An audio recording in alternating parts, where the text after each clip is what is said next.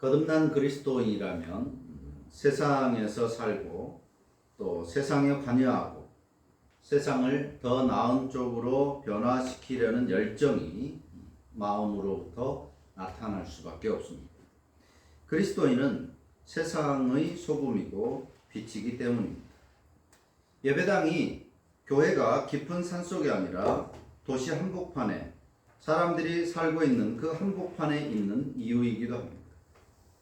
그리스도인이 교회를 떠날 수 없듯이 그리스도인은 세상도 떠나거나 외면할 수 없습니다. 이렇게 세상을 살아갈 때 우리가 만나는 세상이 우리를 우호적으로 대할 수도 있지만, 그럴 때도 있지만 우리를 적대시하는 경우들이 더 많이 있습니다.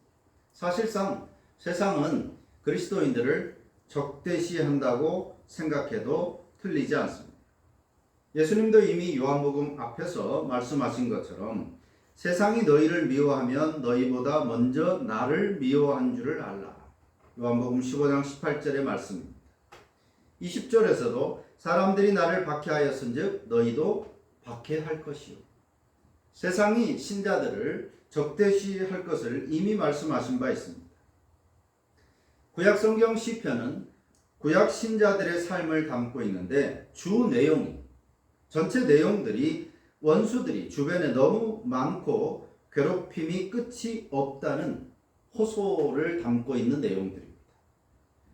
하나님을 찬양하고 감사하는 내용들을 담고 있기도 하지만 이 땅에 신자로서의 삶을 살아가는 이 땅에 너무나도 많은 적대시하는 사람들이 끊이지 않고 일어난다. 그래서 하나님께 돌보시기를, 또 적들을 부수시기를, 지키시기를 그렇게 호소하는 내용이 시편의 내용들입니다.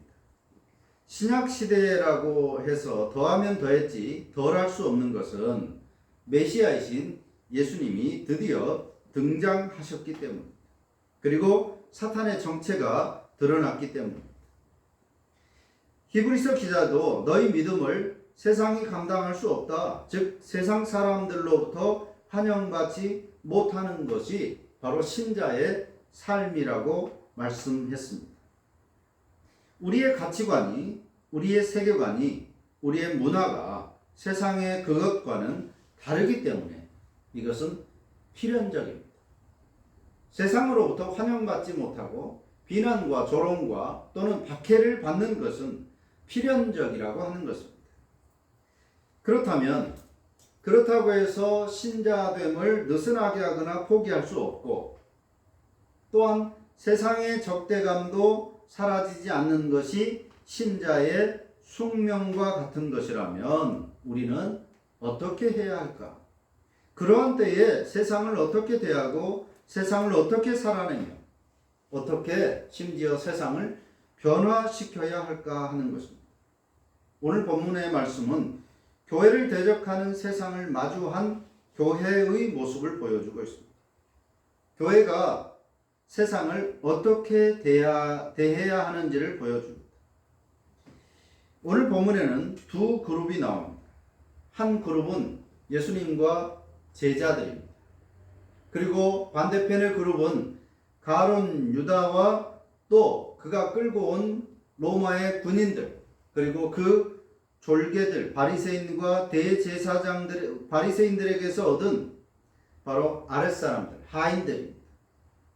편의상 이 두 그룹을 A그룹과 B그룹이라고 표현하면 3절에 보면 B그룹의 손에는 등불과 횃불과 무기가 있습니다. A와 B그룹 중에서 당연히 A그룹이 약자입니다. 평범한 목수, 그리고 어부, 또 세금 관리로 구성된 사람들이 무장한 군대와 나름 특별히 구성된 이 B그룹의 사람들을 이길 수가 없습니다. 자, 두 그룹 간에 잠깐의 긴장이 서린 대치 끝에 A그룹의 대표자이신 예수님이 잡히려고 할 때 예수님의 오른팔격인 베드로가 어디서 났는지 단검을 꺼내서 대제사장의 종이었던 말고라는 사람의 오른쪽 귀를 베어버립니다. A그룹은 예수님과 제자들입니다. 즉 교회입니다. B그룹은 교회를 대적하는 쪽이니까 세상입니다. 서로 다른 두 가치가 만난 것입니다.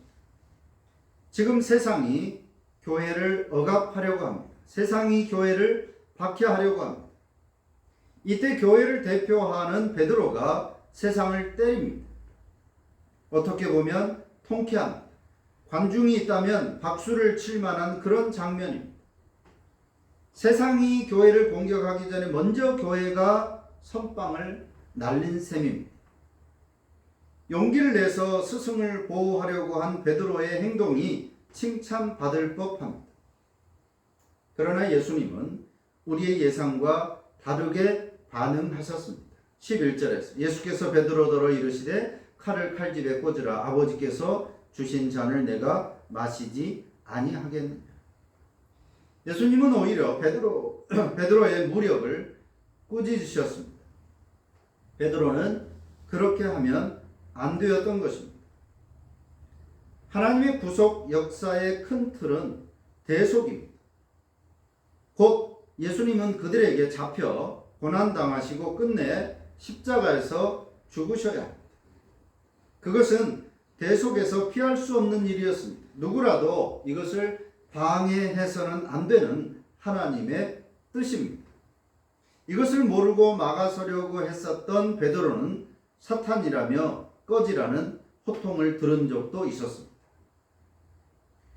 이번에도 베드로가 자기의 판단으로 비록 의도치는 않았겠지만 하나님에 의해 결정된 구속사적인 계획을 사람의 힘으로, 사람의 생각으로 막으려는 어리석은 행동을 했던 것입니다. 그래서 베드로는 이번에 또 예수님으로부터 꾸중을 받은 것입니다. 두 번 다 십자가에서 죽어야 한다라고 말씀하는 예수님에게 그리 마옵소서 그렇게 붙잡았던 베드로에게 예수님은 사탄이라며 꺼지라고 꾸중을 들었었고, 이번에도 또 한 번 예수님으로부터 꾸중을 받습니다. 둘 다 성경은 사람의 힘으로 그리고 사람의 생각으로 말하고 행동했다라고 판단하고 있습니다. 자, 예수님의 고난과 죽으심, 즉 대속은 분명히 하나님께서 정하신 뜻이었습니다. 이것을 베드로라 할지라도 막을 수가 없었습니다. 예수님은 잡혀서 죽으셔야 했던 것입니다. 그런데 베드로가 이것을 막아섰기 때문에 예수님의 꾸지람을 받습니다. 자, 이것이 기본적인 의도입니다. 자, 그런데 예수님은 이 말씀을 통해서 두 번째 또 다른 의도를 우리에게 가르치십니다. 오늘 본문과 같은 이야기를 마태복음 26장에서도 기록하고 있는데, 오늘 요한복음에서는 칼을 칼집에 꽂으라. 아버지께서 주신 잔을 내가 마시지 않겠느냐. 마셔야 한다. 즉 이 고난과 잡혀서 죽는 것은 하나님의 정해지신 것이기 때문에 내가 기꺼이 당한다. 막지 마라. 방해하지 마라. 이렇게 말씀하셨다면 마태복음 같은 사건의 내용에서는 이렇게 말씀합니다. 네 칼을 도로 칼집에 꽂으라. 칼을 가지는 자는 다 칼로 망하느니라. 다른 관점으로 베드로를 꾸짖고 있습니다. 즉 아무리 복음과 교회를 대적하는 무리라 할지라도 칼로, 즉 무력으로 대해서는 안 된다는 사실을 가르치십니다. 세상은 세상의 방식대로 일합니다. 그렇다고 교회가 칼을 들 수는 없는 것입니다. 그것은 교회의 방식이 아닌 겁니다. 교회가 세상의 방식을 따라 해서는 안 되는 것입니다. 청부론이나 고지론 같은 이론들이 그럴싸하지만 성경적 방식이 아닌 이유입니다. 무장한 그들이 비록 예수님을 체포해 가더라도 칼로 해결하려고 해서는 안 되는 것입니다. 우리는 세상을 대하는 교회의 태도에 대한 배움이 필요합니다. 교회가 세상을 어떻게 대해야 하느냐? 적대시하는 교회, 아무 이유 없이, 심지어 교회가 선을 행하고 신자들이 세상을 이롭게 하기 위해서 노력하는데도 불구하고 세상은 우리를 적대시합니다. 이런 세상에 대해서 교회는 어떻게 태도를 취해야 하는가에 대한 배움이 알미 필요하다는 것입니다. 또한 세상이 교회에 비해서 항상 더 숫자도 많고 그들에게 더 큰 힘이 있는 강자라고 하지만 오늘 본문의 6절 말씀처럼 오히려 그들이 약자라고 하는 것도 알 필요가 있습니다. 교회는 약자처럼 보여집니다.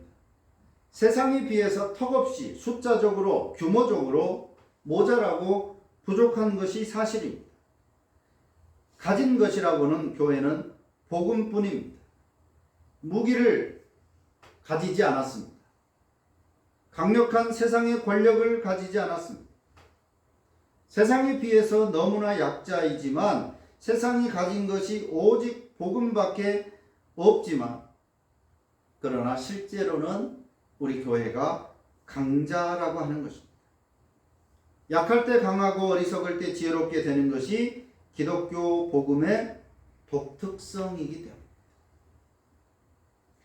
복음을 맡은 교회에게 하나님께서 칼을 주신 적이 없습니다. 칼과 비교할 수 없는 복음을 주셨습니다. 하나님께서 우리에게 주신 것으로 우리는 세상을 살아야 하고 세상을 대해야 하는 것입니다. 하나님이 우리에게 칼을 주시지 않았다면 교회는 우리를 적대시하는 세상에 대해서 칼을 들지 말아야 하는 것이고 우리에게 주신 복음, 하나님의 말씀을 들어야만 하는 것입니다. 교회 역사 속에 나타났던 그 유명한 십자군 전쟁이 좋은 예가 됩니다. 성경의 가르침과 달리 교회가 칼을 들었던 때입니다. 평화를 사랑해야 할 교회가 오히려 십자가를 앞세워서 하나님의 이름을 빙자하여 전쟁을 일으켰고 죄 없는 사람들을 죽였습니다. 무려 200년 동안이나 그 십자군의 전쟁을 통해서 수많은 무고한 사람들이 목숨을 잃었습니다. 명분도 신념도 방법도 잘못된 이 전쟁은 결국 교회의 권위를 오히려 땅에 떨어지게 만들었습니다. 그 이후로 세상은 교회를 향하여 기독교를 향하여 무지한 단체라는 말로 평가하고 있습니다. 교회의 힘을 과시하기 위해서 세상의 방법인 칼을 들었는데 오히려 교회의 힘은 떨어졌고 교회의 권위는 추락했고 그 이후로 지금까지도 무지한 기독교라는 이미지가 씌워지게 된 사건이 바로 십자군 전쟁입니다. 이 역사는 교회가 무력으로 악으로 행동한 일이 얼마나 무모한 짓인지를 지금까지도 잘 보여주는 사건입니다. 오늘날 저 중동 지방의 팔레스틴과 레바논 즉 헤즈볼라라고 하는 악명 높은 적들 악한 사람들이 분명하기도 하지만 그럼에도 팔레스틴과 레바논을 향한 무차별한 이스라엘의 폭격 그들은 십자가를 내세우고 유대인들이니까 십자가는 아니지만 신앙을 내세우고 하나님의 이름으로 전쟁을 하고 적들을 다 몰아내야 된다라고 하는 성전, 즉 거룩한 전쟁이라고 하는 명분을 내세우지만 그러나 오히려 이스라엘은 폭도에 불과하고 폭군, 하나님을 욕되게 하는 것에 불과한 짓들을 지금 하고 있는 것입니다. 세상은 끊임없이 우리의 가치관을 조롱할 것입니다. 심지어는 삶의 방식을 박해할 수도 있습니다. 그럴 때 악을 악으로 갚지 않아야 하는 것입니다. 바울과 베드로는 각각 말합니다. 너희를 박해하는 자를 축복하라. 축복하고 저주하지 말라. 박해하는 자를, 여기서 박해는 단순히 미워하는 그런 의미가 아닙니다. 죽인다는 것입니다. 사자밥이 되게 하고 칼로 목을 자르고 경제적인 핍박을 가하는 것입니다. 생명과 관련된 그런 의미의 박해입니다. 그럼에도 그들을 축복하라, 축복하고 저주하지 말라고 말씀하고 있습니다. 아무에게도 악을 악으로 갚지 말고 선으로 악을 이기라고 말씀합니다. 악을 악으로, 욕을 욕으로 갚지 말고 도리어 복을 빌라. 이를 위하여 너희가 부르심을 받았다. 그렇게 말씀하고 있습니다. 이것이 성경과 교회 역사의 가르침일진데, 언제부턴가 교회가 세상을 향해서 거친 언사를 퍼붓고 있습니다. 교회가 세상을 향해서 교회의 숫자나 힘을 자랑합니다. 약함보다 강함을 자랑합니다. 성명서도 발표합니다. 1000만 기독교인의 이름으로 응징하겠다, 타도하겠다라고 말합니다. 언젠가부터 교인들이 예배당보다, 삶의 현장보다 광장에 더 많이 나가. 서울의 대표적인 광장인 광화문 광장은 기독교인들이 자리를 꿰찬 지 오래되었습니다. 사랑과 정의, 화평을 외쳐야 할 자들의 손에는 피켓과 확성기가 들려 있습니다. 겉으로는 예배를 빙자하고 기도를 내세웁니다. 그러면서 큰 목소리로 외쳐대고 있습니다. 예배와 기도가 하나님을 향해야 하는데 사실상 사람을 향하고 있으니 이것은 성경의 가르침이 아닌 것입니다. 오히려 제3계명, 여호와의 이름을 망령되이 행하지 말라는 이 3계명을 어기는 일들을 지금 하고 있습니다. 복음은 유대인들에게는 거리끼는 것이고 이방인들에게는 미련한 것이라고 성경은 말씀하고 있습니다. 사람들의 눈에 볼 때 유대인들에게 그것은 하나님의 저주였습니다. 이방인들에게는 그깟 복음으로, 그깟 말씀으로 무슨 세상의 변화가 일어나겠느냐? 죽은 사람이 무슨 일을 할 수 있겠느냐? 그런 사람을 신으로 믿는 것은 어리석다라고 기독교를 비난했습니다. 복음은 세상 사람들이 볼 때 한없이 약한 것입니다. 하지만 복음은 강했습니다. 왜냐하면 복음에는 하나님의 능력과 지혜가 있기 때문입니다. 하나님은 약한 자를 사용하셔서 강한 것들을 부끄럽게 하십니다. 그렇기에 결국 복음은 강한 것입니다. 그 복음을 가진 교회도 강합니다. 교회가 세상을 힘으로, 세상이 말하는 힘으로 전복시키려고 해서는 안 되는 것입니다. 물론 교회는 세상을 향해서 목소리를 내야 합니다. 거듭난 그리스도인이라면 세상에서 살고 세상에 관여하고 세상을 변화시키려는 열정을 가져야만 합니다. 그런데 세상을 향한 목소리라고 하는 것은 호통이 아닌 겁니다. 또 시위가 아닙니다. 설득인 것입니다. 온유함과 겸손함으로 해야 하는 것입니다. 우리는 복음으로 말해야 하는 것이고 복음의 가치를 전하고 복음의 능력을 세상을 향해서 전해야 하는 것입니다. 또한 우리가 내어야 할 목소리는 우리의 삶의 목소리입니다. 그리스도인은 불신자들과 다르게 산다는 모습을 보여줌으로 세상을 변화시키는 것입니다. 그러나 오늘날 한국 교회는 그야말로 무지하고 무례하고 무개념한 이들의 대명사가 되어 버렸습니다.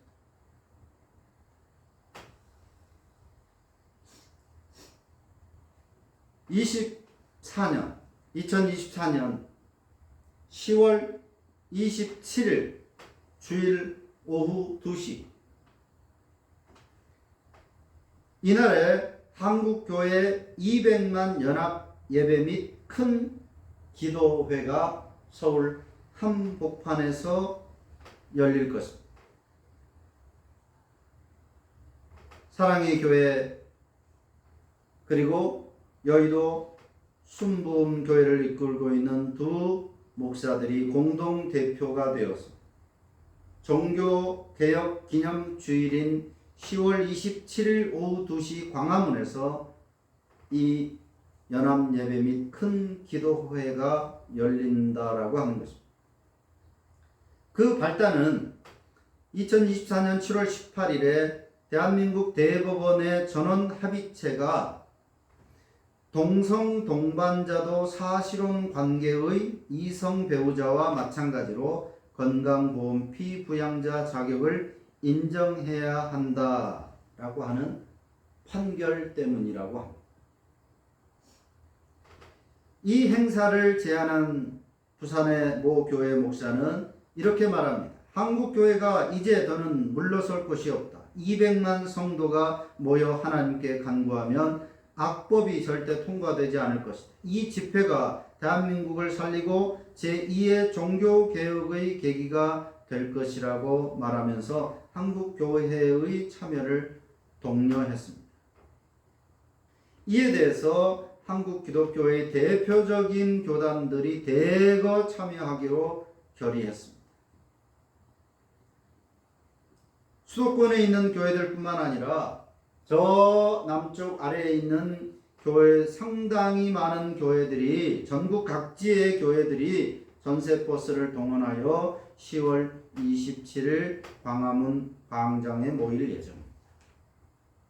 주일 공예배를 드릴 수 없게 될 것입니다. 그들은. 그런데 서울에 와서 다른 교회에서 예배드려도 된다. 오는 버스 안에서 예배드려도 된다. 그렇게도 말합니다. 그런데 이 결의가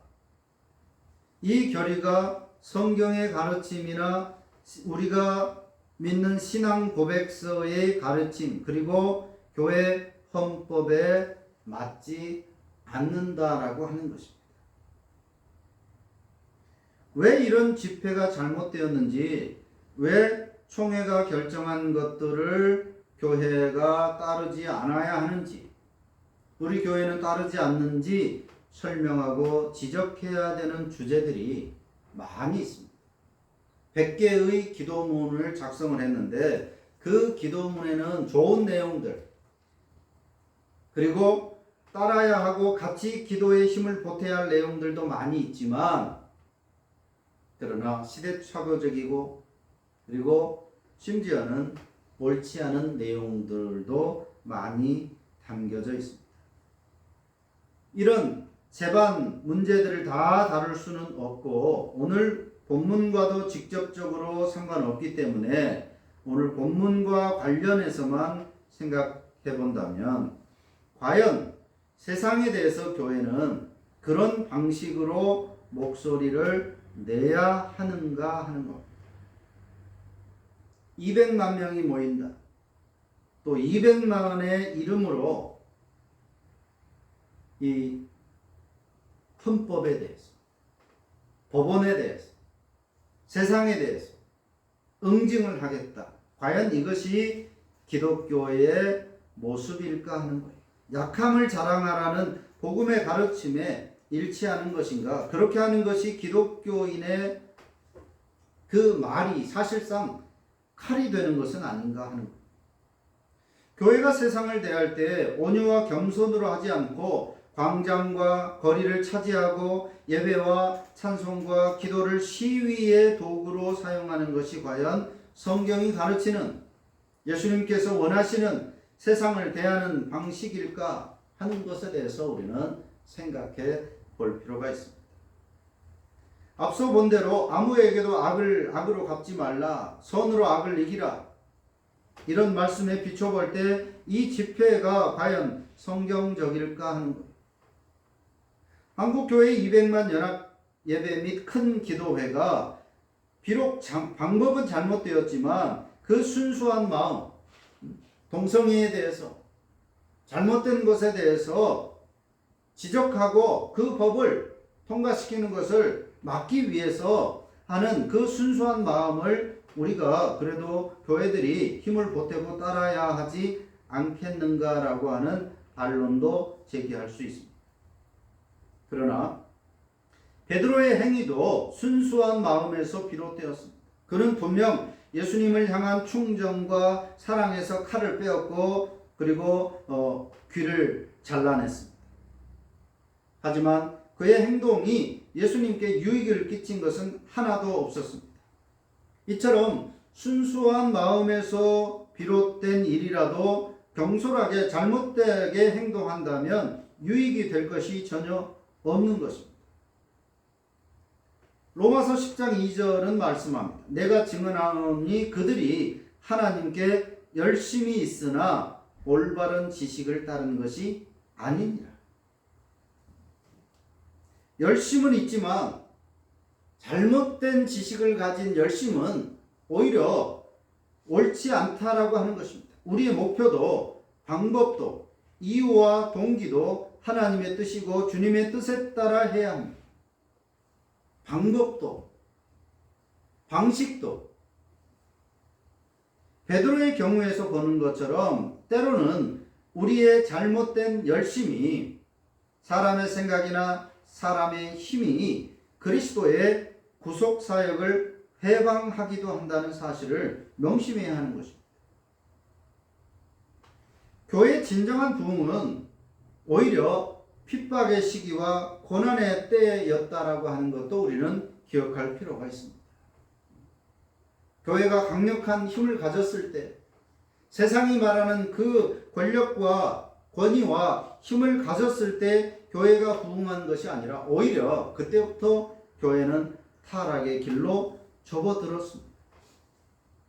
교회의 순수함과 진정한 부흥은 죽임을 당하고 핍박과 박해를 받을 때 발생했다는 것을 우리가 역사를 통해서 배울 수 있습니다. 칼을 칼집에 꽂으라. 예수님의 말씀은 한국 교회의 잘못된 열심을 책망하는 말씀이기도 합니다. 지금은 한국 사회나 정부가 교회를 대적하거나 무너뜨리려고 하는 것이 아니라 그들은 세상의 습성대로 가고 있는 것일 뿐입니다. 어떤 사람들은 무슨 정부가 기독교를 의도적으로 박해한다라고 말합니다. 그러나 세상은 그리고 우리나라 정부는 교회를 의도적으로 박해하거나 교회를 무너뜨리려고 의도한 적이 한 번도 없습니다. 그저 그들의 방식대로 하고 있는 것뿐인 겁니다. 악한 세상이 악한 길을 걷고 있는 겁니다. 세상은 교회가 아니기 때문입니다. 세상은 성경을 모르기 때문입니다. 교회를 무너뜨리려고 하는 것이 아니라 그들의 방식대로 그들은 하는 것입니다. 대한민국 대법원이 성경이 아니라 대한민국 헌법과 법률을 기준으로 판결하는 세속 기관이기 때문에 기독교 기관이 아닌 거예요. 이 나라 정부가 심지어 대통령이나 그리스도인이라고 할지라도, 대통령이 그리스도인이라고 할지라도, 국회의원들이 전부 다 그리스도인이라 할지라도, 그러나 성경을 가지고 세상을 통치하지는 않습니다. 그들의 통치 방식은, 그들의 정치는 헌법인 것입니다. 이러한 때에 신자는 광장으로 나갈 것이 아니라 성도 개개인이 각자 부름받은 삶의 현장, 그곳에서 변화를 이끌어야 합니다. 신자는 피켓이나 확성기를 들 것이 아니라 복음의 말씀을 전해야 하는 겁니다. 과격한 목소리, 힘의 논리가 아니라 온유함과 겸손함으로 해야 합니다. 예배, 찬송, 기도가 시위의 도구가 될 수 없는 겁니다. 그것은 도리어 믿지 않는 세상으로 하여금 무례한 기독교라고 비춰지게 할 것입니다. 몰상식한 기독교, 비상식적인 종교라고 하는 비난을 만들어낼 뿐인 것입니다. 앞으로도 세상은 계속해서 전통 사회의 가치 규범이 무너지고 다원주의, 상대주의, 해체주의 등의 영향을 받을 것입니다. 성윤리만 아니라 생명윤리, 인권 등의 여러 문제들에 있어서 이미 큰 변화를 겪었지만 앞으로도 더 큰 변화를 경험할 것입니다. 그럴 때 교회는 그럴 때마다 피켓을 들고 항의를 할 것이 아니라 삶의 현장에서 십자가 복음을 증거하고 세상과 구별된 윤리를 보여줌으로써 기독교의 가치를 잘 드러내는 것이 세상에 대하여 승리하는 것입니다. 세상이 더더욱 타락할 때 교회와 그리스도인은 그렇지 않다라고 하는 것을 드러내야 한다는 것입니다. 그들을 힘으로 제압하는 것이 아니라 우리의 삶을 우리 스스로가 더 열심히 살아갈 때에 그들의 삶이 잘못되었다라고 하는 것을 극명하게 보여주는 것입니다. 어둠을 물리치는 방법은 더 큰 어둠이 아니라 밝은 빛입니다. 작은 촛불로도 어둠은 물러가는 거예요. 교회가 힘이 아니라 더 말씀으로, 더 복음으로 무장할 때 세상을 이길 수 있다는 것입니다. 교회적 차원에서만 아니라 그리스도인의 개개인 차원에서도 마찬가지입니다. 각자의 삶 속에서 자신을 향한 세상에 부당하고 이유 없는 고난과 핍박이 분명히 있습니다. 신자답게 산다는 이유로 복음적 가치관을 따라 살아가는 이유로 말과 행동이 성경적이라는 이유로 심지어 그냥 예수 믿는다는 이유만으로도 그들로부터 핍박과 조롱을 받을 것입니다. 무신론이 지배하는 시대, 세속주의의 물결이 지배하는 시대에 우리의 신앙을 지키는 것이 어려움을 당할 것입니다. 그럴 때 복음과 함께 고난을 받을 수 있어야 하는 것이고 그것이 이기는 것입니다. 누룩처럼 세상에 스며들어서 칼 같은 말이 아니라 차분하고 온화하게 복음을 말해야 하는 것입니다. 무기를 들고 온 자들에게 예수님이 내가 그니라. 누구 찾아왔느냐? 나사렛 예수를 찾아왔다. 내가 그다. 라고 예수님이 당당하게 말씀하시니까 그들이 뒤로 물러가서 엎어졌다라고 말씀하고 있습니다. 기독교인의 바르고 참된 당당한 복음의 말씀 앞에 또 복음의 근거한 삶 앞에 그들은 스스로 엎어질 것이다 라고 하는 것입니다. 무력은 결국 하나님의 이름 앞에서 무너지는 것입니다. 무기를 들고서도 결국 두려움을 느끼게 되는 것이 바로 복음의 힘인 것입니다. 세상은 기독교, 교회를 믿는 자들을 사실상 두려워하는 것입니다. 참되게 사는 신자들을 두려워하는 것입니다. 그렇기 때문에 그 두려움을 감추기 위해서 힘없는 개가 더 크게 짖는 것처럼 신자들을 핍박하고 박해하는 것입니다. 세상을 대하는 예수님의 방식을 통해 세상을 대하는 교회가 해야 할 태도를 우리는 배우게 됩니다. 오늘 본문의 예수님은 세상을 피하지 않으셨습니다. 본격적으로 세상을 대하십니다. 세상의 재판도 받으셨습니다. 세상의 핍박을 받으셨습니다. 이 모든 과정을 통해서 예수님께서 취하시는 태도가 곧 교회가 가져야 하는 태도입니다. 예수님이 그를 죽이려고 하는 자들 앞에서 취했던 그 태도가 오늘 교회가 적대시하는 세상에 대하여 가져야 할 태도라고 하는 것입니다. 우리는 세상을 피하거나 적대시할 것이 아니라 마주해야 하고 세상 안에 여전히 스며들어 있어야 합니다. 그럴 때 우리의 선의와 달리 선의의 세상의 반대, 미움, 박해를 당할 수 있습니다. 우리는 세상을 질서 있게 하고 세상을 이롭게 하고 세상에 좋은 일들을 많이 하려고 합니다. 그것이 기독교의 본심입니다. 기독교의 가르침입니다. 그럼에도 불구하고 그들은 반대하고 미워합니다. 심지어는 칼로 우리를 위협할 수도 있습니다. 그럴 때 똑같이 힘으로 대결하려고 하면 또 한 번의 실패한 십자군 전쟁만 될 뿐인 것입니다. 돈에 환장한 교회를 만들면서 똑같은 동일한 죄에 해당하는 그런 문제들에 대해서 기치를 들고 이렇게 일어선다? 이것은 모순인 것입니다. 돈 때문에 교회가 서로 둘로 갈라져서 싸우고 폭력을 일삼, 세상의 출세와 명예와 형통을 위해서 기도하고 예배하고 신앙하는 그런 잘못된 신앙의 태도를 가지고 있으면서 그것을 고치거나 새롭게 할 생각은 하지 않고 오히려 그것을 권장하고 조장하는 교회가 세상의 일을 하는 세상의 법대로 움직이는 것에 대해서 이처럼 분노하는 것은 오히려 자신들의 치부를 감추려고 하는 것에 불과하다는 그런 평가를 받을 수밖에 없는 것입니다. 오히려 교회 스스로가 개혁하고 교회 스스로가 말씀 앞에 새롭게 변화를 받고 복음이 충만하게 된 연후에 세상에 대하여 목소리를 낼 수 있을 것입니다.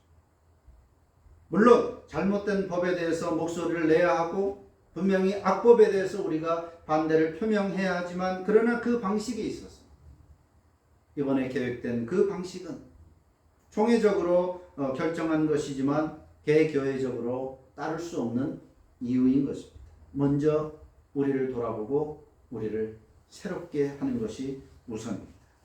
복음과 그에 기반한 삶이 우리 신자와 교회의 유일하고 최선의 방식이어야 하는 것입니다. 기도합니다.